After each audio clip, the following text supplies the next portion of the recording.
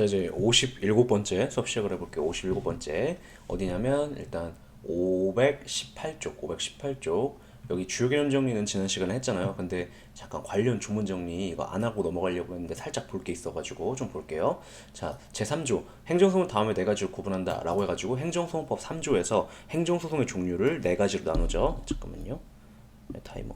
네. 행정소송의 종류를 네 가지로 나누잖아요. 그 네 가지로 나누는데 당사소송 그 항당 민기로 나눈 것이고 그 중에서 이제 2호에 보면 이제 3조 2호에서 당사소송을 규정하고 있는데 당사소송의 되게 중요한 제일 중요한 개념 징표는 공법상의 법률 관계에 관한 소송. 그러니까 이게 뭘 가리키는 표현이에요? 권리랑 의무에 관한 공법상, 그러니까 사법상이 아니라 공법상의 권리 의무에 관한 소송으로서 그 법률 관계 한쪽 당사자를 피고로 해야 된다. 이런 특징까지 갖죠. 그래서 이 두 가지를 충족했을 때 그걸 당사소송이라고 하고 당사소송이라는 이름은 이 한쪽 당사자를 피고로 한다라는 데 포인트를 둬가지고 이름이 붙은 거예요. 그 다음에 피고 적격 보면 당사소송 국가 또는 공공단체 그 밖에 권리 주체를 피고로 한다라는 거죠. 이거는 그러니까 법률 관계의 한쪽 당사자니까 권리 의무를 보유하는 당사자를 피고로 한다는 것이 항고소송하고 다른 점이죠. 그래서 권리 주체를 피고로 한다. 그렇죠?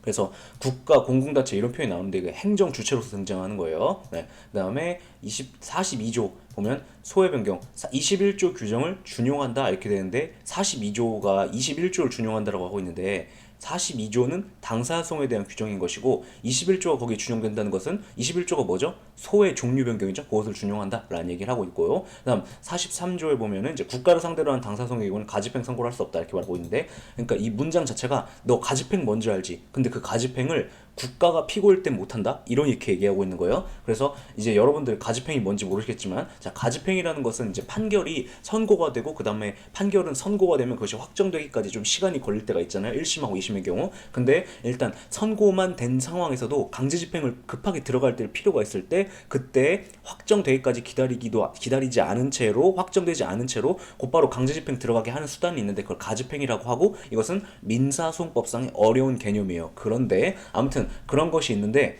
고 가집행이라는 것을 그러니까 가집행 이거랑 혼동하시면 안 돼요. 가처분이나 아니면 가구제수단 이런 거랑 혼동하시면 안 돼요. 그거랑 다르게 아무튼 일단 판결이 확정되기 전이지만 선고만 된 상태에서도 강제집행 들어갈 수 있게 하는 걸 말하는데 그것을 당사소송에도 쓸 수가 있다. 근데 그걸 전제로 뭐를 못 한다는 거예요? 혹시 당사소송은 다양한 사람을 피고로 하죠. 그러니까 공법상 법률관계 한쪽 당사자이기만 피고는 공법상 법률관계 한쪽 당사자이기만 하면 되니까 뭐 공공단체, 그러니까 지방자치단체, 공법상 재단, 사단 이런 애들 다 피고가 될 수 있고 그 다음에 경우에 따라서는 그러니까 국민이 국가를 상대로 혹은 국민이 행정주체를 상대로 소송을 들어가는 경우뿐만 아니라 행정 주체가 국민을 상대로 소송을 제기하는 경우도 다 당사소송이에요. 그런데 그때 자 국가를 상대로 하는 이렇게 말했으니까 피고가 국가가 될 때에는 예외적으로 못한다라는 걸 얘기하고 있는 거죠. 그러니까 그 밖의 경우에들은 당사소송에서도 가집행 선고 같은 거 할 수 있는데 다 할 수 있다 이렇게 얘기를 하고 있는 것이죠. 그 다음에 44조에 보면 이제 준용 규정 이렇게 돼 있고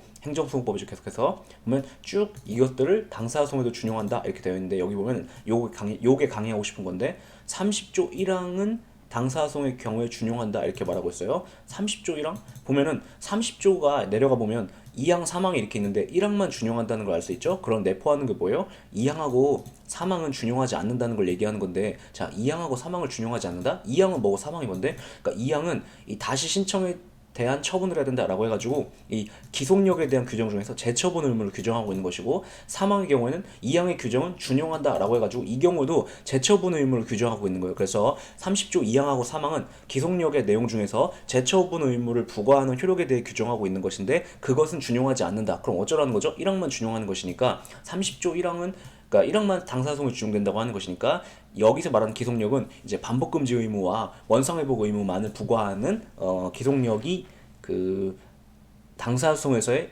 인용 판결이 있다라 이렇게 얘기하는 거죠, 그죠? 네. 똑같아요. 언급하지 않은 부분, 그러니까 당사소송에도 기각, 인용, 각하 판결이 있을 텐데 거기서도 이제 인용 판결의 경우에만 별로 제가 특별히 언급한 적이 없으니까 인용 판결의 경우에만 기속력이 인정되는 것이다라는 거 기억을 해주시고 그 다음에 519쪽에 보시면 2번 지문이 있어요. 이제 관련 지문 정리 본격적으로 볼게요. 예를 보면 이제 최신 판례인데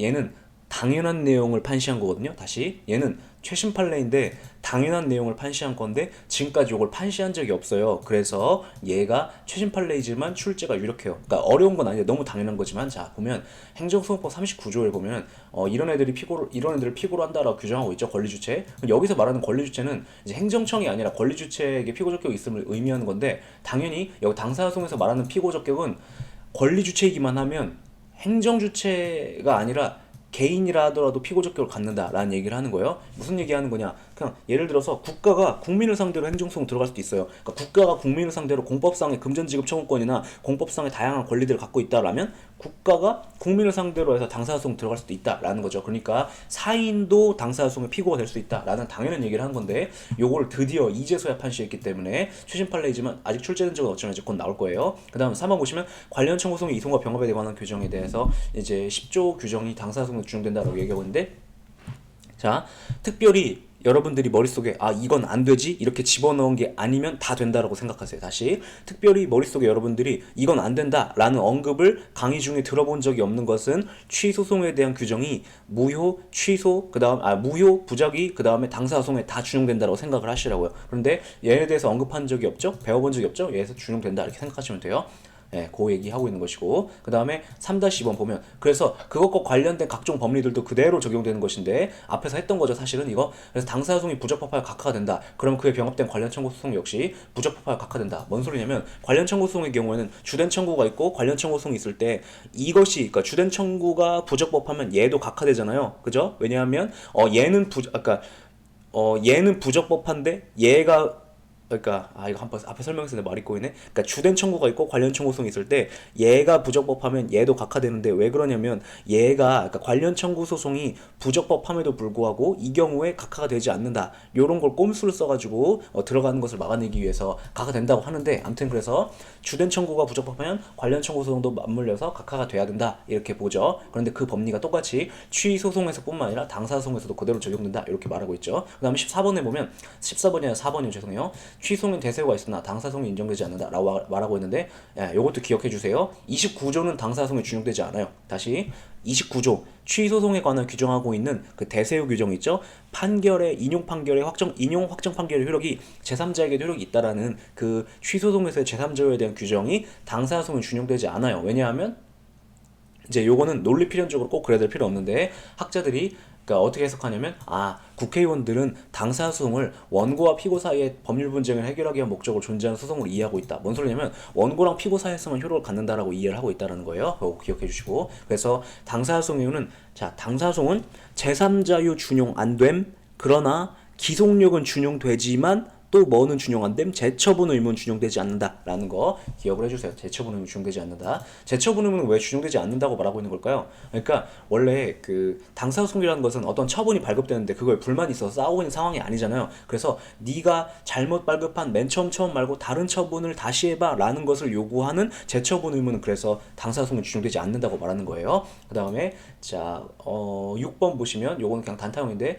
국가를 당사자 또는 참가인으로 하는 소송에서는 법무부 장관이 국가를 대표라고 지방자치단체를 당사자로 하는 소송에서는 지방자치단체장이 해당 지방자치단체를 대표한다 이렇게 말하고 있는데 이게 국가를 당사자로 하는 소송에 관한 법률하고 지방자치법의 규정이 있는데 요거 무슨 얘기하고 있는 거냐면 예를 들어서 제가 국가를 대한민국을 상대로 그 당사소송을 제기하잖아요. 그러면 그 국가라는 것은 법인이라는 관념체잖아요. 지방자치단체도 마찬가지로 법인이라는 관념체잖아요. 그때 그러니까 법원에 누가 나와야 되냐? 법무부 장관이 나와야 된다. 그 다음에 지방자치단체장이 나와야 된다. 이렇게 말하고 있는데 다만 이제 여기까지는 시험에 안 나겠는데 추가적으로 규정이 더 있어요. 그러니까 얘는 지금 출제가 그냥 이렇게까지만 됐는데 원칙적으로는 그래서 예를 들어 제가 국가를 상대로 당사소송을 제기하면 법무부 장관이 나와야 되고 지방자치단체를 상대로 당사소송을 제기한 건 지자체장이 나와야 되는데 실무상으로는 이 법무부 소속 검찰이나 법무부 소속 그 직원이나 이런 사람들이 나올 수 있게 하고 있어요. 지방자치단체장도 이게 법무 소속에서 나올 수 있게 하고 있어요. 그래가지고 지자체 소속 직원이나 변호사 이런 사람들이 나오게 하고 있어요. 그래서 예를 들어서 막 지방자치단체에서도 막 변호사를 고용하고 이러거든요. 그 지자체 공무원을 일할 사람들. 그거 왜 하는 거냐면 이 소송 걸렸을 때 그리고 소송이 되게 빈번하게 많아요. 그래가지고 그때 그 법원에 나가게 할 그 변호사들을 뽑는 거예요. 그다음 7번 보시면 행정소송법 8조 2항에 행정소송에도 민사소송법 규정이 일반적으로 준용되기 때문에 법원으로서는 공법상 당사소송에서 그러니까 앞부분 다 필요 없는 거예요. 그냥 여기까지 다 필요 없는 것이고 그냥 여기까지만 의미가 있는 거죠. 여기서부터 당사소송에서 재산권 청구를 인용하는 판결을 하는 경우 가집행 선고할 수 있냐? 할 수 있다라고 보죠. 이게 원칙이에요. 원칙인데 다만 7-1에 보면 43조는 뭘 선언하고 있는 거냐면 예외적으로 국가가 피고인 때는 예외적으로 안 된다라는 얘기를 하고 있는 것이죠. 그 얘기를 아까 했던 것이 그 얘기다. 그 다음에 11번 질문 520조 가셔가지고 당사소송은 취소송의 제소기간이 이렇게 발음이 꼬이지? 죄송해요. 네. 당사소송은 지금 마음이 막 급하면 발음이 꼬이는 것 같아요. 당사소송은 취소 소송의 제소 기간이 적용되지 않으나 다른 법령의 제소 기간이 정해져 있다면 그 기간은 불변 기간으로 인정된다라고 41조의 규정이 있는데, 자 다시 앞쪽으로 가셔가지고 519쪽 법조문을 볼게요. 자 취소 소송의 제소 기간에 관한 규정은 20조거든요. 근데 여기 보면 준용한다라고 하는 당사소송에 준용한다라는 규정이 20조가 빠지죠, 그죠? 17조 다음에 18, 19, 22, 21이 통째로 빠지잖아요, 그죠? 그래가지고 다시 돌아가 보면 20조가 빠져요. 그 취소의 제소기간 적용되지 않는다 이렇게 말하고 있는데, 그래서 당사소송은 안날로부터 90일 이튿날로 틀린 내에 들어가야 되는 소송이 아니에요. 그런데 기본 강의 때도 반복적으로 여러 번 말씀드렸는데 하나만 다시 복습해보자면 원래 소송이라는 것에는 제소기간 제한이 없는 게 원칙이에요. 다시 원래 소송이라는 것에는 제소기간 제한이 없는 것이 원칙이에요. 다만 예외적으로 항고소송 중에서도 특히 취소소송과 부작용 확인소송이죠. 걔네들하고 헌법소원이 독특한 거예요. 그래서 원래 제소기간이나 제한이 없는 거예요. 그래서 원칙으로 돌아가서 당사소송엔 제소기간 제한이 없고요. 그 다음에 우리가 알고 있는 그 민사소송 있죠? 거기서 제소기간 제한이 없어요. 근데 걔네가 독특한 게 아니라 그게 원칙이에요. 그래서 원칙적으로 제소기간 제한이 없다. 네, 그래서 당사소송은 취소소송의 제소기간이 적용되지 않으나 이렇게 말하고 있는데 그게 그 소리예요. 그런데 당사소송은 언제나 절대적으로 제소기간 제한이 없는 건 아니고, 혹시 당사소송임에도 불구하고 국회의원들이 이 당사소송에 대해서는 제소기간 제한을 두고 싶다. 그럼 제소기간 제한을 둘 수 있거든요. 그렇다면 그때에는 예외적으로 그 기간은 불변기간으로 본다. 이렇게 규정을 하고 있는 거예요. 불변기간으로 본다. 불변기간으로 보면 어떤 특징을 갖는다고 했었죠? 추후 보완이 가능해진다는 특징을 갖는다고 했었죠. 그것도 기억해 주시고, 그 다음 한 가지 더 말씀드리자면 당사소송인데 제소기간 제한이 있는 게 뭐가 있었죠? 그게 뭐가 있었죠? 보상금 증감 청구 소송이죠. 걔는 당사소송임에도 불구하고 재결서를 송달받은 날로부터 90일 그러니까 수용 재결의 재결서를 송달받은 날로부터 90일, 그 다음에 이의 재결의 재결서를 송달받은 날로부터 60일이라는 제소기간 제한이 있었죠. 그러니까 걔네들은 그러니까 불변 기간으로 정해지겠죠. 그런 불변 기간 특징을 갖게 된다겠죠. 그 얘기. 그 다음에 자 15번 질문 보시면 얘도 최신 판례인데 제가 볼 때는 많이 어려운 판례예요. 그리고 변호사 시험에서도 한 번 정도 나올까 말까 한 판례 중 하나인데 최신 판례로 중요성을 갖는 판례가 나왔거든요. 그런데 제가 한번 말씀드린 적이 있는 것처럼 그냥 예를 들어서 공무원 시험 7급 같은 경우는 먼저 변호사 시험보다도 선제적으로 치고 들어온단 말이에요. 그래서 이런 거 나올 수 있는데, 자 보시면 민간 투자 사업 실시 협약을 체결한 당사자가 공법상 당사소송에 의하여 그 실시 협약에 따른 재정 지원금의 지급을 주세요. 협약했으니까 재정 지원금 주세요라고 했는데, 자 그때 소송을 제기받은 법원은 당사소송을 제기받은 법원, 그 수소법원이라고 얘기하죠. 단순히 주무관청이 재정지원 금액을 산정한 절차 등의 위법이 있는지 여부를 심사하는 데 그쳐서는 안 되고, 실시협약에 따른 적정한 재정지원 금액이 얼마인지 구체적으로 심리 판단해야 된다 이렇게 말하고 있는데, 자 이거 되게 복잡한 것처럼 보이지만 간단한 얘기예요. 자 당사소송은 공법상 권리 의무에 관한 소송이죠. 그런데 취소송의 경우는 어때요? 취소송의 경우는 단순한 공법상 권리 의무에 관한 소송이 아니라, 취소송은 어떤 처분이 발급되고 그거에 대해서 국민이 불만이 있어 취소송을 제기했을 때 판사님 이거 위협한 거 아니에요? 이거 날려주세요 라고 얘기하니까 판사는 그것이 위협한지 아닌지만을 판단하는 소송이란 말이에요. 그런데 당사소송은 어때요? 당사소송은 그냥 공법상 권리와 의무에 관한 소송이기 때문에 누구에게 어떤 권리가 있는가, 누구에게 어떤 의무가 있는가, 그거를 구체적으로 밝혀주는 소송이지, 얘네들은 어떤 처분이 위협한지 아닌지에 관심이 없는 소송이에요. 그런데 반대로, 그러니까 얘네들은 구체적으로 누구에게 어떤 권리가 있는가, 누구에게 어떤 의무가 있는가를 판정을 해주는 소송이에요. 그래서 이렇게 보면은 단순히 위법이 있는지 여부만을 심사하는데 그쳐서는 안 되고 얼마인지까지 판단해줘야 된다 이렇게 얘기를 하고 있는 거죠. 근데 이런 판결이 왜 나올까요? 그러니까 당사소송이란 개념 자체가 판사들한테 너무 낯설은 거예요. 왜냐면 판사들은 민사소송은 너무 자주 하는데 당사소송 어떻게 되는지 모르고, 그나마 학교 다닐 때 행정법에 대해서 배웠던 게 그냥 항고소송이란 말이에요. 왜냐면 행정법의 메인은 항고소송이니까. 그래가지고 이거 행정소송이구만, 그러니까 행정적인 위협한지 아닌지 판단해주는 소송이구만 라고 해가지고 여기서 재판을 끝냈던 거예요. 그러니까 대법관들이 올라가가지고 뭐야 이건 당사소송인데 항고소송이 아니란 말이야. 그러니까 구체적으로 얼마인지까지 판단해줘야 이렇게 판단해줘라 이렇게 판시를 한 것이죠. 그런 얘기를 하고 있는 것이다. 그리고 지금 여기서 이제 조금 쓸데없는 소리 하나만 추가하자면, 그러니까 행정법 학계에서도 아직 당사자 소송을 어떻게 다뤄야 되는지에 대해서 학계에서 학자들조차 컨트롤이 안 되고 있어요. 그러다 보니까 교과서에 내용이 써 있는 게 거의 없고, 그러다 보니까 이제 판사로 일하시는 분들이 당사자 소송에 대해서는 배워본 적조차 없는 거예요. 그러다 보니까 이런 일이 벌어지게 되는 거죠. 그래서 이제 벌어지게 되고 있는데, 다만 최근에 와서, 여기서 말하는 최근이라는 것은 최근 한 4, 5년 사이, 그때에서부터 비로소 이제 당사자송의 법리들이 학자들 간에 정리가 되고 있고 교과서에는 안 써 있어요. 그럼 교과서에 안 써 있다는 건 판사가 되시는 분들이 그거를 대해서 논문을 자기가 별도로 막 진짜 행정법에 관심이 많아서 찾아보지 않는, 읽어본 적이 없다는 거죠. 그래서 이런 일이 벌어지는 것이고, 그런데 최근에 행정법 학계에서는 오히려 이제 당사자송에 대한 공부를 열심히 하고들 계시고 있기 때문에, 그래서 이런 판례가 나와주면 학자들은 좋아하겠죠. 그 관심 있는 학자들은. 그래서 출제 가능성이 높은 거예요. 기억해 주시고, 여기 오타예요. 여기 공법 사응 이렇게 되는데 공법 상의 이렇게 기억 바꿔주세요. 공법 사응이 아니라 공법 상의, 오타 바꿔주세요. 그 다음에 자 넘기는 게 아니라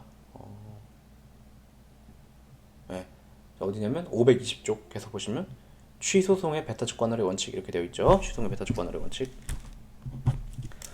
자 보시면 주요 개념 정리 이렇게 있는데, 여기는 뭐 그냥 넘어갔고요. 동그라미 위법 볼까요? 위법한 처분이 발급되는데 그 위법의 정도가 우리가 앞에서 배웠던 거 복습하는 거예요. 위법의 정도가 취소 사유에 불과한 경우 그 처분은 여전히 유효한 것이기 때문에 그 처분에 의해서도 국민의 법률 관계는 변동된 상태가 되겠죠. 그죠? 그래서 이 처분으로 인하여 권리 의무의 변동을 소송을 통해 부인하기 위해서는 판사들 중에서는, 법원 중에서는 자, 취소 소송의 수호법만이 처분의 공정력을 제고할 수 있으므로 이렇게 표현하는데, 이건 거창한 표현인 것이고 교과서에는 이렇게 써있는데 제가 이걸 그대로 복붙한 거예요. 이건 거창한 표현인 거고, 취소 소송의 수소법원만 뭘 할 수 있어요? 유효한 처분의 효력을 날려버릴 수 있죠. 그래서 당사소송이나 민사소송 등 다른 소송을 통해서는 할 수 없고 취소소송을 제기해야 된다라는 얘기를 하고 있는 것이죠. 그래서 자, 위법한 처분이나 변동된 권리나 의무 그대로 주장하는 것은 취소송에 의하지 않아도 되지만, 처분 효력이 부인돼야 존재하게 되는 권리나 의무에 관한 주장을 소송으로 하기 위해서는 먼저 취소송을 제기하고 효력을 날려버린 다음에 그 다음 민사소송이든 당사소송이든 그 다음 들어갈 수 있다, 이런 얘기죠. 그래서 먼저 취소송을 제기했고 날려버려야 된다라는 얘기를 하고 있다. 그리고 갖다가 어렵고 거창하게 취소송의 배타적 관할의 원칙이라고 한다 했죠. 그 다음에 3번 보시면, 한편 어떤 위법한 처분이 발급되는데 그 위법의 정도가 만약에 무효라면 애초에 그 처분의 공정력이 발생하지 않으니까, 참고로 계속해서 저는 이제 처분하고 행정소송을, 행정행위를 기본적으로 동의어라는 전제하에 지금 여기를 읽고 있는 거예요. 누구든지 어떠한 소송에서든 그 처분이 애초에 무효였음을 전제로 하는 권리나 의무를 주장할 수 있고, 취소송의 수본이 아닌 법원도 처음부터 그것이 효력이 없음을 전제로 해갖고 법률관계를 취급할 수 있게 되죠. 그러니까 만약에 그러니까 취소송의 배타적 관할의 원칙이라는 것은 행정행위, 그러니까 동의어로 처분에 공정력이나 구성요건적 효력이 있기 때문에 생겨나는 개념이거든요. 그런데 어떠한 행정행위 혹은 처분이 당연 모요라면 애초에 행정행위의 각종 효력인 공정력, 구성요건적 효력 이런 것도 발생하지 않겠죠. 그러니까 취소송의 배타적 관할의 원칙도 문제가 되지 않는다라는 얘기를 하고 있는 거예요. 그리고 요것은 취소송의 배타적 관할이라는 게 도대체 뭔 소린가 예시로 들어뒀으니까 한번 혼자 읽어보세요. 그 다음에 이제 넘기면 동그라미 4번, 한편 어떤 국민의 어떤 공법상 금전지급 청구권이 행정처의 결정에 의해 발생하게 되는 경우 그 결정은 처분에 해당하게 되겠죠. 왜냐면 그것에 의해 비로소 권리나 의무가 생기니까. 그러니까 그 거부도 처분에 해당하게 돼요. 왜냐면 어떤 거부 행위가 처분에 해당하려면 그 거부의 객체가 처분이어야 되니까. 근데 국민이 어떤 자신의 공법상의 금전지급 청구를 할 수 있는 요건을 구비했음을 주장하면서 금전지급 청구, 그러니까 돈 주세요 했는데 행정청이 싫다고 했을 때 그 금전지급 청구권이 행정청의 결정에 의해 발생하게 되는 경우에는 그 거부행위가 처분성이 인정되겠죠. 그러니까 처분이 개입되어 발생한 공법상 법률관계의 문제이고, 그러니까 그 거부가 아닌 결정이 있었을 때 발생하게 되는 그러니까 돈 달라고 요구할 수 있는 권리, 그러니까 금전지급 청구권을 소송상 행사하려면 먼저 취소송을 다퉈야 되고, 먼저, 그죠? 근데 그게 아니라 행정처의 결정에 의해 금전지급 청구가 생기는 게 아니라 요건을 구비하면 그냥 법령 자체에 의해 곧바로 발생하게 되는 경우에는 금전지급 청구를 했는데 그것을 주겠다 말겠다라는 결정이 처분성이 부정되니까 처분이 개입되어 벌어지는 법률관계의 문제가 아니죠. 공법상 법률관계의 문제가 아니죠. 그러니까 당사자성으로 곧바로 금전지급 청구를 할 수 있다라는 얘기를 하고 있는 것이죠. 그 다음에 근데 문제는 이제 어떠한 공법상의 권리가 기억의 경우에 해당하는가 아니면 니은의 경우에 해당하는가는 암기의 대상인데 요거 정도는 정확하게 기억해 주세요. 뭐 얘는 맨날 빈출되고 있는 거니까 퇴직한 공무원의 연금 지급 청구권은 행정청의 결정에 의해 발생하는 대표적인 권리에 속해요. 얘는 이제 법조문에서 이 행정청에서 금전 지급 결정을 해야 생긴다라고 규정하고 있으니까 암기를 해주시라. 됐죠? 그 다음에 6번은 이제 취소송의 배타적 관할의 원칙 때문에 실무상으로, 그러니까 원래 당사소송이라는 것의 개념 정의는 공법상 법률관계이고 한쪽 당사자를 피고로 하는 것이기만 하면 다 당사소송의 나와바리에, 그러니까 관할 영역에 속하는 것으로 취급될 여지가 있지만, 근데 취소송의 배타적 관할의 원칙 때문에 실제로는 당사소송의 활용 범위가 그렇게 넓진 않다라는 얘기를 동그라미 6번이 하고 있는 거예요. 자, 이제 관련 지문 하나씩 보면서 이제 추상적으로 이해했던 거를 구체적으로 이해를 해볼까요? 자, 관련 지문 1번. 단순 위법의 하자가 있는 행정행위는 당사소송을 통하여 그 효력을 부인할 수가 없다. 왜냐하면 단순 위법이라는 건 무슨 말이냐면 위법하지만 아직 효력이 있다. 그러니까 얘는 행정행위의 효력인 공정력을 가지고 있다. 근데 그 공정력 같은 것은 당사소송의 수번은 제거할 수가 없죠. 그래서 부인할 수 없다. 이런 얘기를 하고 있는 것이죠. 그 다음 2번. 단순 위법의 하자가 있는 파면처분을 받은 공무원은 파면처분 취소송을 제기해야 되고 바로 당사소송으로 공무원지휘 확인소송을 제기할 수는 없다. 자, 무슨 얘기냐면, 자, 공무원이 있었어요. 행정청이 얘를 파면처분했어요. 그럼 얘는 공무원지휘를 상실하죠. 근데 파면처분이 위법했대요. 근데 그 위법이 무효사유가 아니라 단순 위법이래요. 그러면 처분이 위법하지만 아직 파면처분이 위법하지만 아직 유효하죠. 파면처분이 위법하지만 유효하다는 건 공무원이 자기의 공무원으로서의 지위를 더 이상 갖고 있지 않다는 거죠. 근데 그 상황에서 그 파면처분에 대해 받은 공무원이 난 억울하다 라면서 무슨 소송을 제기했냐면 당사소송을 제기하면서 공무원 지위 확인 소송. 그러니까 당사소송은 확인 소송도 제기할 수 있고 이행 소송도 제기할 수 있잖아요. 그러니까 당사자 소송으로서 확인 소송의 한 형태인 나에게는 공법상의 지위인 공무원의 지위가 여전히 있으니까 그걸 확인해 달라라는 소송을 들어간 거예요. 그러면 당사자 소송의 수수법원이 이것이 제대로 된 법적인 주장인지 제대로 되지 않은 법적인 주장인지를 판단하려면 먼저 일단 자, 여기서 당사자 소송의 수수법원이 이 공무원지위 확인 소송이 들어왔을 때 이걸 인용 판결을 내려주려면 논리적으로 뭐부터 해야 돼요? 파면처분의 효력이 없어야 되죠. 근데 파면처분의 효력이 지금 살아있죠. 그러면 인용 판결을 내려주려면 내리기 위해서는 뭐부터 해야 돼요? 파면처분의 효력부터 부인해야 되죠. 근데 그런 것은 당사소송의 수도원이 할 수 있는 권능이 없다고요. 그러니까 이때 어떻게 해야 되냐면 먼저 파면처분부터 취소송 제기했고 날려버린 다음에 그 다음에 날려주면 그때서야 곧바로가 아니라 비로소 당사소송으로 그 공무원지휘 확인소송을 들어올 수 있다라는 얘기를 하고 있는 거예요. 그죠? 기억해 주시고, 그 다음에 2-1 파면 처분을 당한 공무원은 그 처분의 취소 사유인 하자가 존재하는 경우 파면 처분 취소송을 제기해야 되고 곧바로 공무원지휘 확인소송을 제기할 수 없다. 같은 얘기를 이렇게 출제하고 있죠. 왜 관이라고 했을까? 동으로 바꿔야 될 것 같은데. 그죠?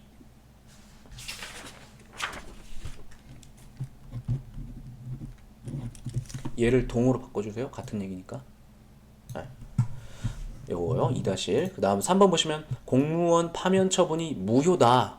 그러면은 그 파면 처분에서 공정력, 구성요건적 효력 없으니까 이때는 그 어떤 법원도 그 파면 처분의 효력을 부인할 수가 있어요. 그래서 파면 처분 무효 확인 소송과 함께 그 파면 처분이 무효임을 전제로 한 공무원지휘 확인 소송 그냥 곧바로 들어갈 수 있다. 예. 함께라는 얘기는 왜 하는 거냐면, 그러니까 그냥 동시에 들어갈 수도 있다 이런 얘기죠. 그냥 처음부터 이거부터 제기할 수도 있고 그냥 동시에 들어갈 수도 있다. 그러니까 먼저 항고소송부터 들어온 다음에 그 다음 들어와야 되는 것은 아니다라는 얘기를 하고 있는 것이죠.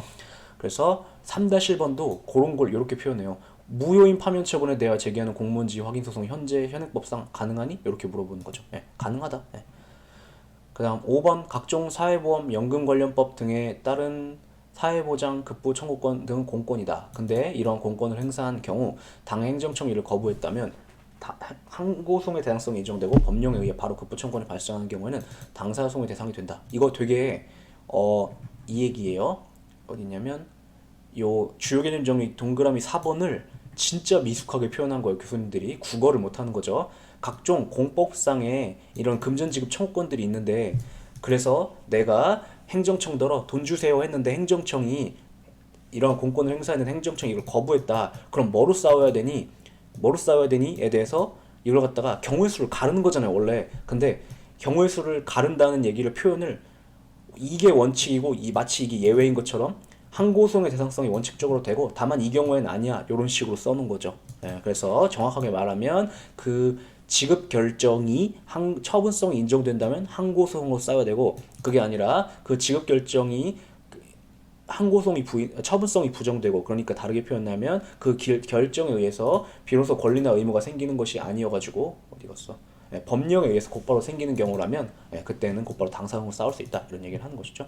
그 다음 자 522쪽에 6번 가보시면 얘는 이제 본격적으로 정확하게 암기해 주셔야 되는 거죠. 자, 공무원 연금 법령상 급여를 받으려고 하는 자, 이렇게 나오는데, 자, 공무원 연금 법령상 공무원 연금 지급 결정은 처분성이 있다고 했어요, 없다고 했어요? 있다고 했죠. 그래서 자, 받고 싶으면 어떻게 해야 되냐면, 우선 관계법령에 따라, 자, 필요 없는 표현이고, 공무원 연금 공단에 급여 지급 신청을 하고, 돈 주세요, 나 이제 퇴직 공무원이에요, 이렇게 하면서 공무원 연금 공단이 이를 거부하거나 일부 금액만 인정하는 급여 지급 결정을 하는 경우, 그러니까 마음에 안 드는 결정을 했을 경우, 그때는 그 결정을 대상으로 해가지고 항고소송을 제기하는 등으로 싸워야 된다. 그러니까 구제수단이 원칙적으로 뭐다? 항고소송이다, 이런 얘기를 하는 거죠. 근데 그게 아니라 이때 이제 거부 결정을 했다고 쳐봐요. 그럼 아직 권리가 안 생겼겠죠? 그래서 거부 결정을 받은 상태를 갖다 이렇게 표현하는 거예요. 구체적인 권리가 발생하지 않은 상태에서 곧바로 공무원 연금 공단을 상대로 당사소송으로 들어가는 것은 허락되지 않는다, 이렇게 얘기하고 있는 것이고, 또 자, 취소송의 배타적 관할의 원칙을 이제 일관하기 위해서 단순히 돈 주세요 이렇게 들어가는 것뿐만 아니라, 나에게 권리 있는 거 아니에요 이렇게 들어가는 것뿐만 아니라, 자, 또 구체적인 급여를 받을 권리의 확인을 위하여 구하기 위하여 소를 제기하는 경우뿐만 아니라, 이런 것은 당연히 안 돼요. 근데 그것뿐만 아니라 요런 꼼수를 쓰는 것도 허락되지 않는다, 이런 얘기인데, 구체적인 급여 수급권의 전제가 되는 지위 확인을 당사소송으로 구하는 것도 허락되지 않는다라고 얘기를 하고 있는 거예요. 자, 동그라미 3번은 무슨 얘기냐면 6-5 볼게요. 갑이라는 공무원이 있었어요. 이 사람이 판사였어요, 판사. 갑이 공무원으로 20년 이상 재직한 후 퇴직했어요. 이제 그럼 연금을 받을 수 있죠? 하더라도 사법연수원생 재직기간을 공무원 재직기간에 합산하는 공무원 연금 공단의 승인을 받지 않고 곧바로 당사소송으로 공무원 재직기간에 상응한 퇴직연금을 받을 권리를 가진 자의 지위 확인을 구하는 소를 제기하는 거 허용되지 않는다, 이렇게 말하고 있는데, 무슨 얘기냐면, 이제 옛날에 이제 사법시험이 있던 시절에는 사법시험에 합격하면 사법연수원생으로서 2년 동안 이제 연수생으로서 있다가, 근데 그것도 공무원이거든요. 그래서 2년 동안 있다가 그 다음에 이제 판사가 되든 변호사가 되든 검사가 되든 했단 말이에요. 그런데 그 2년 기간 동안까지 합산한 퇴직금을 받으려고 했는 거예요. 무슨 말이냐면, 그러니까 이 사람이 예를 들어 20년 일했다고 해봐요. 근데 20년 일한 거랑 22년 일한 거랑 연금액이 다르단 말이에요. 그래서 이 사람이 그 연수원생 기간까지 포함한 만큼의 연금 지급 청구권을 받고 싶었던 거예요. 그런데 이 사람이 자, 공무원 연금을 받으려면 어떻게 된다라고 우리 법리가 확립돼 있어요. 먼저 연금관리공단에 혹은 연금공단에 가가지고 주세요 신청하고, 얘가 거부하면 얘에 대해서 항고소송을 싸우라는 방식으로 지금 그 연금을 탈 수 있는 법리가 지금 이렇게 딱 정리가 되어 있잖아요. 그런데 이 아저씨가 어떻게 했냐면 곧바로 연금공단에 가지도 않고 곧바로 뭐부터 제기했냐면 당사소송을 제기한 거예요. 어떻게 당사소송을 제기했냐면, 나에게는 공무원 연금을 받을 권리가 있는가 없는가 이걸 물어보는 당사소송을 제기한 것도 아니고, 왜냐면 그런 걸 하면 안 된다고 이미 법리가 확립돼 있었거든요. 이렇게 확립돼 있었는데 이 아저씨가 어떻게 했냐면, 자, 나는 사법연수원생으로서의 재직기간까지 포함한 기간에 상응하는 퇴직연금을 받을 권리를 가진 자의 지위가 나에게 있는지 없는지 확인해 주세요, 이렇게 들어가니까, 그러니까 마치 권리가 있는지 없는지에 대해서 물어보는 게 아니라 마치 지위가 있는지 없는지에 대해 물어보는 것 같아갖고, 이거 공법상 지위 확인 소송이니까 당사소송 아닌가? 이런 식으로 꼼수를 써가지고 들어간 거예요. 그러니까 대법원이 뭐라는 거야? 이런 식으로 들어오면 안 된다. 그러니까 이거는 지금 너는 권리 확인을 구하는 게 아니라 지위 확인을 구하는 건 맞지만, 실질적으로 권리가 있는지 없는지, 연금 받을 권리가 있는지 없는지를 공법상의 당사소송으로 싸우려고 해보는 거잖아. 그러니까 안 된다라고 한 판시가 있는데, 이 얘기를 그렇게 하고 있는 거예요. 그래서 다시 우리 대법원이 하고 싶은 말은 뭐냐면, 네가 퇴직 공무원이다, 그러면 그 연금을 이렇게 받아라 라는 거예요. 어떻게? 먼저 연금공단에다가, 공무원연금공단에다가 주세요 신청해보고 거기서 주면 그냥 끝나는 거고, 근데 주세요 했는데 얘네가 싫다라고 하거나 아니면 일부만 줬다, 예를 들어 내가 받을 권리가 500만 원인데 300만 원만 줬다, 300만 원만 주겠다라는 급여 지급 결정을 했거나, 그랬을 때는 뭐로 싸우라? 그 결정이 당사소송이 아니라 결정이 처분이니까 항고소송으로 싸우라 라는 방식으로 취소송의 혹은 항고소송의 배타적 관할의 원칙을 일관하고 싶은 거죠. 그렇게 얘기하고 있는 것이다. 그 다음에 7번 보시면 공무원 연금 법령 개정으로 수령 중이던 퇴직연금 중 일부 금액이 지급이 정지돼서 미지급된 퇴직연금의 지급을 구한 소송은 당사소송이냐? 이렇게 물어보는 것인데 얘도 암이라고 되어 있죠. 왜냐면 자 법령 자체의 연금 지급 액수가 감액된 사안이다. 자 요것도 상식으로 알아두세요. 최근에 공무원 연금에 너무 많다라고 자꾸 국민들 비판을 해가지고 연금 액수를 줄였어요. 그래서 어떻게 줄였냐면 그러니까 법령으로 예를 들어서 제가 옛날에 퇴직한 공무원이에요. 그런데 연금을 매달 뭐 300만 원을 받을 권리가 있었어요. 연금 지급 청구권이. 그런데 법령으로 이걸 갖다가 200만 원 이렇게 줄여버린 거예요. 그러니까 연금을 300만 원 받던 제가 어떻게 했냐면 뭐야 200만 원만 그러니까 갑자기 법이 바뀐 다음에 이번 달에 200만 원으로 깎여 들어온 거죠. 그러니까 어떻게 했냐면 미지급된 퇴직연금의 지급을 구하는 당사소송을 줄소송으로 들어갔던 거예요. 그러니까 정확하게 말하면 말을 잘못했네. 미지급된 퇴직연금 이렇게 말하고 있는데 제가 300만 원 받다가 200만 원으로 연금이 깎여버렸으니까 100만 원 더 달라고 소송을 들어가는데 이때 이제 요법리 그러니까 요법리는 얼핏 이제 변호사들이 공부를 한 건 있어갖고 요 법리를 따라가지고 아 연금은 그냥 항고 소송으로 싸우는 건가 봐라고 해갖고 그 미지급된 퇴직연금 지급 청구 소송에 대해서 이거를 미지급된 부분에 대해서 공무원 연금 공단에 가갖고 주세요 한 다음에 얘네가 당연히 안 돼 이렇게 말했겠죠. 그러니까 100만 원 미지급 부분에 대해서 항고 소송으로 줄소송을 들어갔던 사건이 있어요. 그러니까 대법원이 뭐라고 얘기하냐면 아니야 당사소송으로 들어가야 돼 이 상황은. 왜냐하면 그 미지급된 퇴직연금 지급 구하는 그 분은 이 권리가 행정청의 결정에 의해서 그러니까 행정청의 결정에서 만약에 바뀌었다라면 그 행정청의 결정은 처분이겠죠. 근데 행정청의 결정이 아니라 법령 자체에 의해 바뀐 상황이기 때문에 이 경우는 처분이 개입되어 발생한 공법상 법률관계의 문제가 아니고 그러니까 당사소송을 싸워야 돼 라고 하면서 이때는 당사소송으로 들어가야 돼 이렇게 얘기를 한 거예요. 이해되죠? 그 다음에 또 7-2번 보시면 얘도 계속 같은 얘기인데 공무원 연금 법령의 개정으로 일부 금액 지급 정지가 됐다. 일부 금액 지급 정지가 됐다. 계속 같은 얘기죠. 300만 원 받다가 갑자기 당신을 상대로는 이제 100만 원 지급이 정지가 되었습니다. 라는 걸 통보했나 봐요. 그래서 그거에 대해 싸우는데 그것도 역시 처분이 아니라고 본 거죠. 왜냐면 법령에 의해 권리랑 의무가 지금 바뀐 상황이지 그 통보에 의해 권리와 의무가 바뀐 상황이 아니니까. 선생님 근데 법령에 의해 바뀌었다는 걸 어떻게 알아요? 그러니까 요것도 암기를 해주시라고요. 그러니까 공무원 연금을 받는 방법 아까 6번에서 제가 암기하라고 말씀드렸었죠. 배경 지식으로 알고 있어야 문제를 풀 수 있으니까. 또 최근에 무슨 일이 있었다고요? 여기서 말하는 사실 최근도 거의 이제 10년 넘어갔어요. 10년이 뭐야? 거의 20년 됐구나. 근데 이게 연금 액수를 애석하게도 한 번만 줄인 게 아니라 계속 연달아 줄였거든요. 자, 아무튼 그래가지고 그거에 대해서 이제 연금을 줄이긴 줄였는데 요거를 행정청에 그러니까 공무원 연금 공단의 결정으로 줄인 게 아니라 법령 개정으로 줄였어요 최근에. 그래서 그거에 대해서는 법령 자체에 의해서 권리 의무가 변동되는 문제이기 때문에 처분이 개입되어 공법상의 권리 의무가 변동된 상황이 아니어서 이때는 당사소송을 싸우라는 꼭 하고 있으니까 계속 기억을 해주세요. 그리고 이제 방금 했던 게 뭐였죠? 요거 통보행위도 처분성이 인정되지 않는데 그걸 어떻게 알아요? 왜냐면 법령에 의해 바뀌었다니까요. 그러니까 통보를 했어도 그것에 의해 비로소 바뀐 게 아니니까 처분성이 부정되는 거겠죠.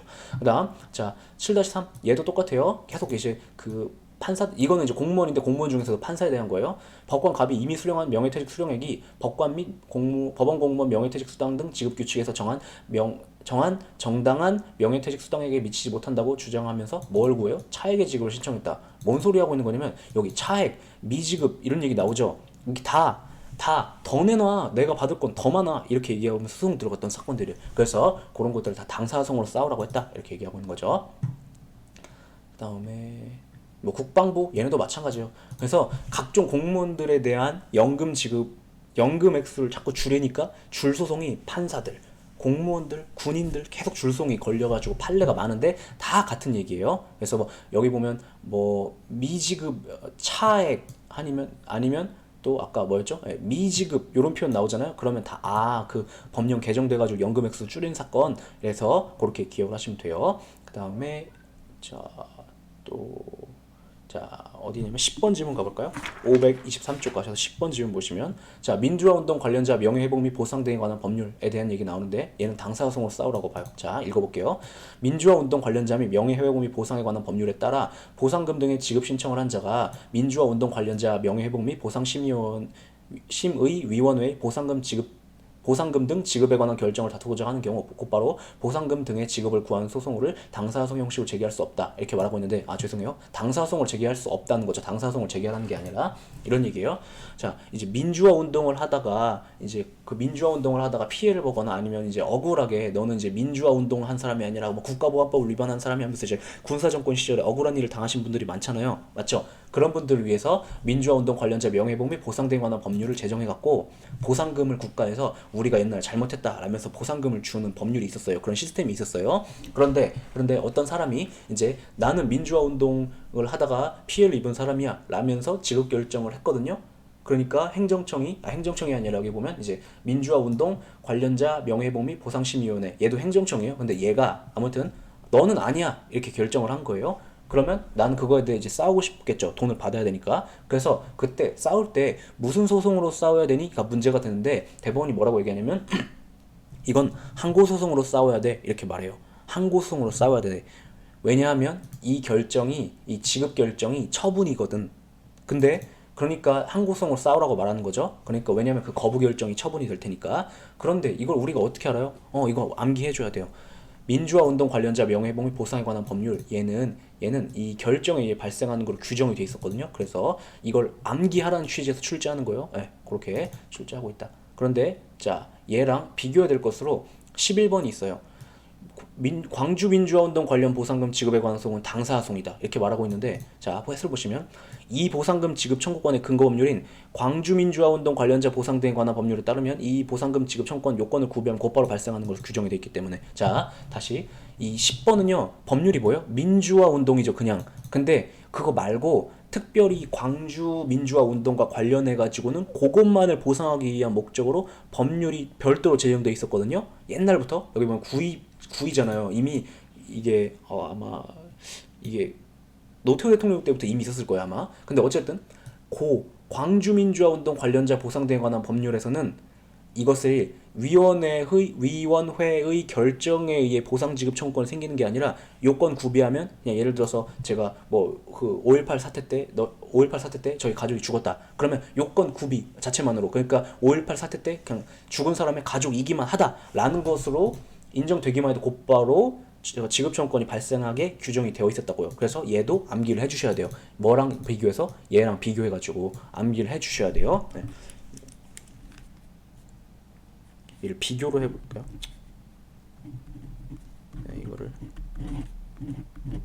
아무튼 기억을 해주셔야 돼요. 그런데 저는 이거 어떻게 암기하고 있냐면 민주화 운동이고 얘는 광주 민주화 운동이잖아요. 그러니까 얘가 더 구체적인 거죠. 그죠? 그러니까 얘는 두루두루 민주화 운동을 다 규율하기 위한 목적이기 때문에 행정청이 가까이 클로즈업을 해가지고 조사를 해봐야 되는 거죠. 그래가지고 얘는 그 결정에 의해서 비로소 생긴다라고 했다라고 저는 그냥 그렇게 왜 암기를 하고 있어요. 광주민주화운동 애초에 이 자체가 이 법은 반면 11번 법은요. 얘는 광주민주화운동이라는 구체적인 사건에 대한 것이기 때문에 얘는 행정청이 구체적으로 클로즈업을 해가 조사를 해볼 필요가 없어서 얘는 그래서 그냥 법령에 의해서 곧바로 요건 충족하면 권리 생기겠기 때문에 당사소송이다. 저는 그렇게 아무 말 대잔치를 갖고 외우고 있어요. 실제로는 그런 게 아니라 이 민주화운동 관련자 요 법은요. 법이 이렇게 되어 있고 이 법은요 이렇게 되어 있기 때문에 그냥 그런 건데 아무 말 대잔치를 해서라도 외우셔야죠. 그죠? 네, 그게 중요한 거죠. 그 다음 12번 보면 대법원은 석탄 가격 안정 지원금 지급 청구권은 석탄 산업 법령에 의해 정책적으로 당연히 부여되는 공법상 권리이므로 지원금의 지급을 구한 소송은 공법상 당사소송의 대상이 된다고 본다 이렇게 말하고 있는데 얘는 제가 아무 설명도 안 써놨죠. 왜 그랬냐면 이 판결문 자체에서 논증을 해주고 있어요. 이건 당사소송인데 법령에 의해서 부여된다 이렇게 했으니까 얘는 논증을 자체에서 판결문 자체에서 해주고 있죠. 그래서 당사소송의 대상이 된다 이렇게 말하고 있는데 다만 애석하게도 시험에서 가끔 이렇게 나와요. 그냥 석탄 가격 안정 지원금 지급 청구권 이렇게 한 다음에 당사소송에 의해야 되니 항고소송에 의해야 되니 라고 하면서 요 부분을 논증을 안 하고 줄 때가 있고 그 논증 부분을 생략하고 시험에서 출제할 때가 있거든요. 그래서 얘는 조금 암기를 해주세요. 근데 실제 판결 원문에서는 요렇게 되니까 그렇다 요 당사소송이다 이렇게 논증을 했어요. 그래서 기억을 해주시고 그 다음에 자 524쪽 16번 가볼까요? 경기도지사 은 경기도가 설립 운영하는 A 고등학교의 영상음악 과목을 가르치는 산학 겸임교사로 이 실업계 고등학교였나봐요. 병을 채용하는 계약을 체결했다. 그런데 그 계약 기간 중에 을은 일방적으로 병에게 위 계약을 해지하는 통보를 했다. 그래갖고 병이 이제 억울하니까 어떻게 했냐면 이거에 대해서 당사소송으로 싸운 거죠. 왜냐면 이게 공법상 계약의 문제니까. 선생님 이거 공법상 계약이에요? 네, 공법상 계약이에요. 왜냐면 이제 그 경기도가 설립 운영한 A 고등학교니까. 그래서 이 공법상 계약이에요. 이거 공립학교잖아요. 그죠? 그러니까 공법상 계약이에요. 그런데 이거에 대해서 이제 당사소송을 들어간 거예요. 자, 1번 선지는 출제 포인트가 뭐냐면 1번 지문은 이때 이 당사자 소송의 피고 적격을 누가 갖니? 이걸 물어보는 거예요. 다시. 자, 1번 선지는 출제 포인트가 이 계약이 공법상 계약이냐를 물어보는 것도 아니고 이 계약 해지 의사표시 무효에 대해서 싸울 때 당사소송을 제기해야 되니에 대해서 물어본 것도 아니고 이 들어갔는데 그러니까 전제로 그냥 여기까지 싹 다 깔아버린 거예요. 그때 피고 적격을 누가 갖니? 이걸 물어보는 거예요. 그러니까 쉬운 거죠. 실제로는 지문이 당사소송의 피고 적격은 행정청이 아니라 행정주체가 갖죠. 그래서 이때 피고 적격은 경기도가 갖는다 이런 얘기를 하고 있는 거죠. 경기도가 설립 운영하는 것이니까. 그래서 실제로 계약을 체결했던 건 경기도지사겠지만 이것은 경기도가 하는 것이기 때문에 경기도 그죠? 행정 주체인 경기도에게 피고 적격을 갖는다. 그다음 병이 계약 해지 의사 표시에 무효 확인을 당사소송으로 청구한 경우 이것은 이제 당사소송인데 확인 소송 형태로 들어간 거죠. 그러니까 보충성 요구된다. 그래서 이러한 수단이 인정되는데 하나여 소의 이익이 있다. 이렇게 말하고 있는 것이죠. 그렇죠? 그다음에 이제 당사소송 사실 끝이 난 거고요. 당사소송 사실 끝이 난 거고 자, 원래 행정법 그 총론 맨 앞에 있는 제1편 행정법 통론 파트에 해당하는 주제인 공법관계와 사법관계의 구별이라는 주제를 이제 저는 맨 끝으로 밀어갖고 여기서 다뤄요. 무슨 얘기냐? 자, 시험에 보면은 이 딱 어떤 법률관계 던져주고서 이거 공법관계냐 사법관계냐 이렇게 물어볼 때가 있거든요. 그런데 그걸 다 거의 다 판례를 물어봐요. 근데 판례를 물어보는데 판례는 실제로는 이 법률관계는 공법관계야 이 법률관계는 사법관계야 이렇게 판시한 게 아니라 이 분쟁에 대해 싸울 때는 예를 들어서 당사소송으로 싸워라 이 분쟁에 대해서 이제 이 행정작용은 처분이다 이렇게 말한 것들만 존재할 뿐인데 학자들이 그걸 갖다가 시험에서 당사소송으로 싸우라고 했으니까 이거 공법상 법률관계라고 본 거구나. 그 다음에 이 행정작용은 처분이라고 했으니까 이거 공법상의 행정작용이라고 본 것이구나 이렇게 이해하고 있다고요. 그래가지고 출제를 어떻게 하냐면 자 시험에서는 대법원이 당사소송이나 행정소송으로 다투라고 판시한 경우나 어떤 행정작용의 처분성을 인정한 경우들을 한데 묶어서 공법관계에 해당하는 경우로 분류해갖고 출제가 이루어지고 있어요. 그러니까 시험에서는 이거 공법관계냐 사법관계냐 이렇게 물어보는데 만약에 대법원이 당사소송이라고 봤다. 그러니까 당사소송으로 싸우라고 봤다. 행정소송으로 싸우라고 봤다. 그 행정작용 처분성이 있다고 봤다. 그런 케이스를 다 공법관계로 분류한 케이스들로 분류해갖고 시험장에서 찍어봐라 이렇게 출제를 하고 있단 말이에요. 그래가지고 이 주제를 다루기 위해서는 당사소송까지 다 다룬 다음에 다뤄야 돼요. 그래서 이걸 제가 뒤로 싹 빼갖고 묶어갖고 뒤에서 다루는 거예요. 다시 보시면 이제 관련 지문 정리 보시면 쭉 이제 혼자 다 처리하실 수 있는 것들이죠. 대부분. 그래서 기출 표시만 심표시가 된 것만 보면 자 5번 잠깐 볼까요?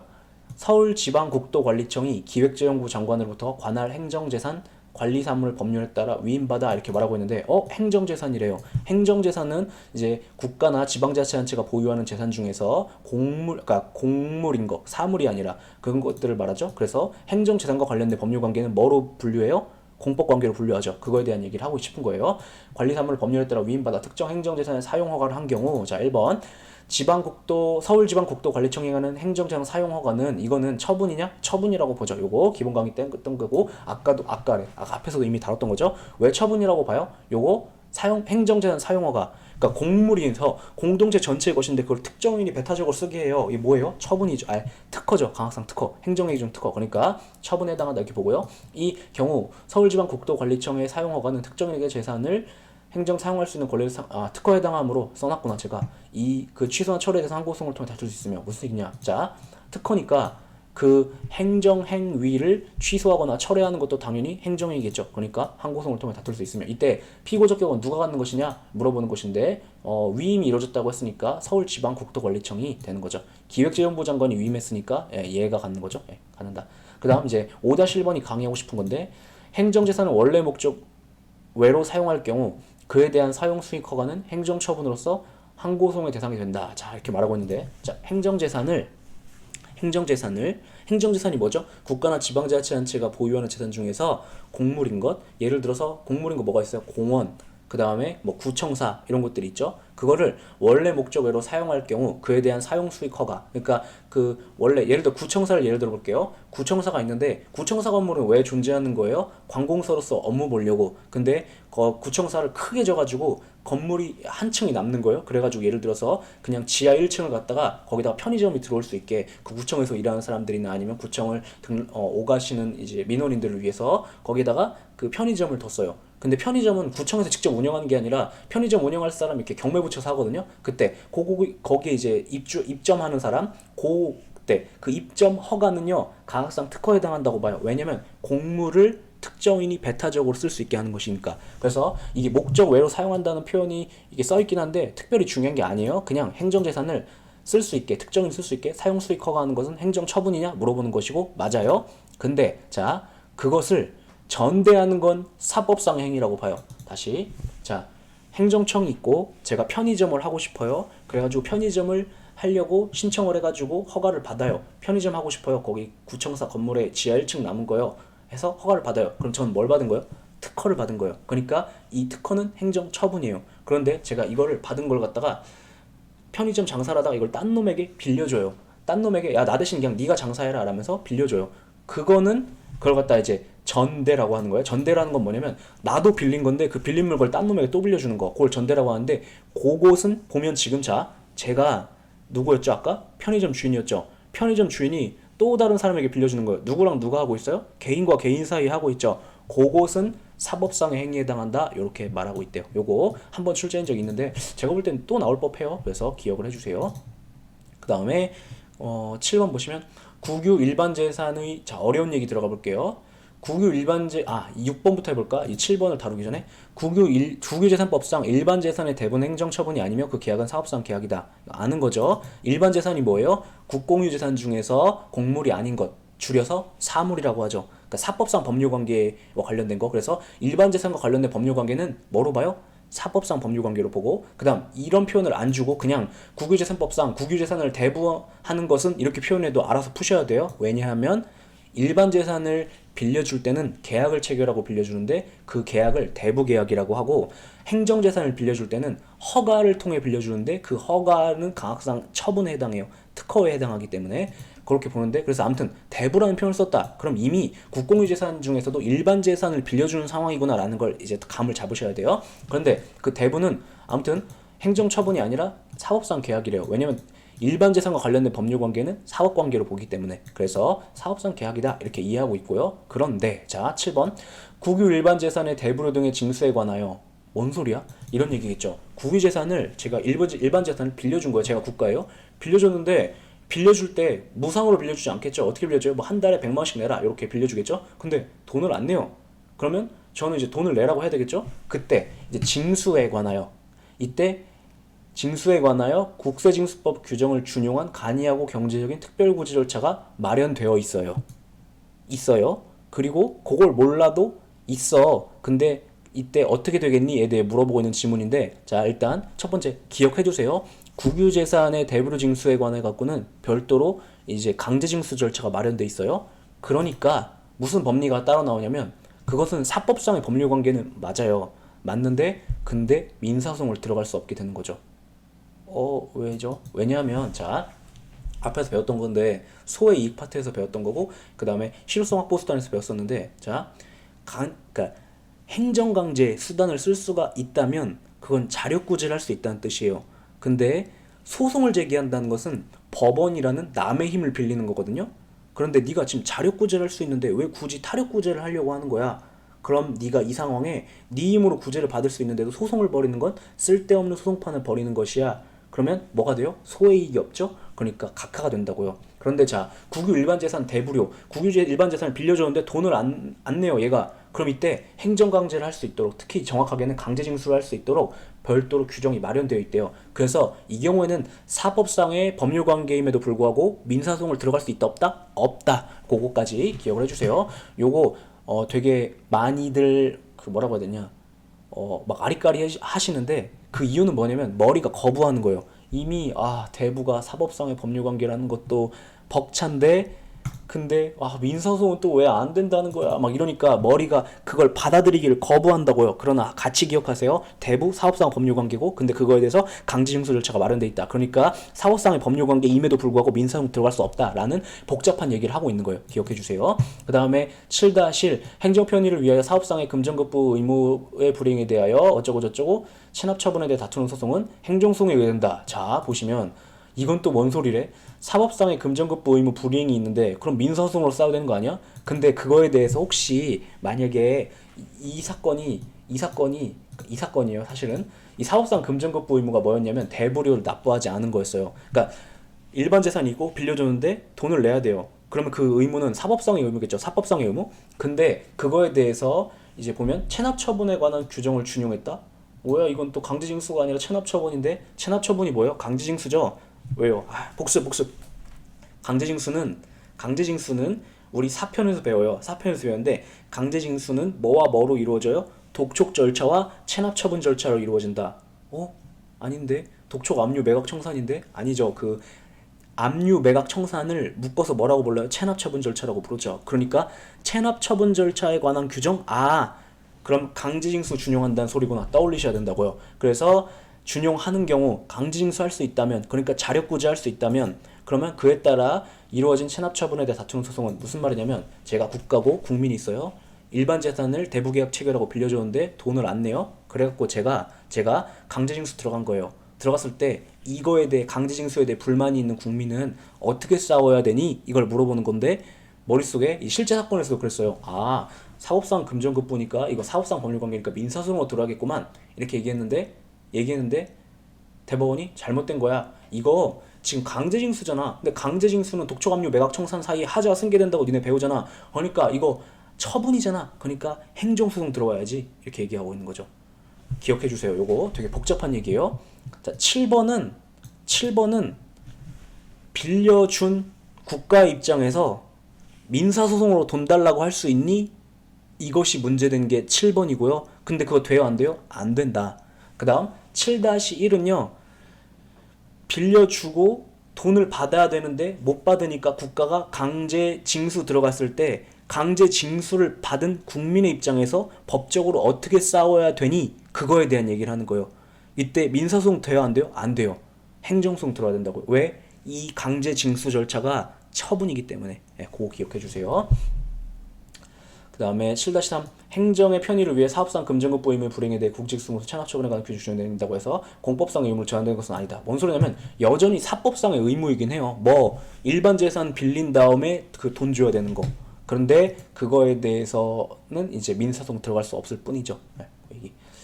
그 다음에 넘기면 이제 526쪽 나오는데 이 10번까지만 하고 쉴까 아닌가?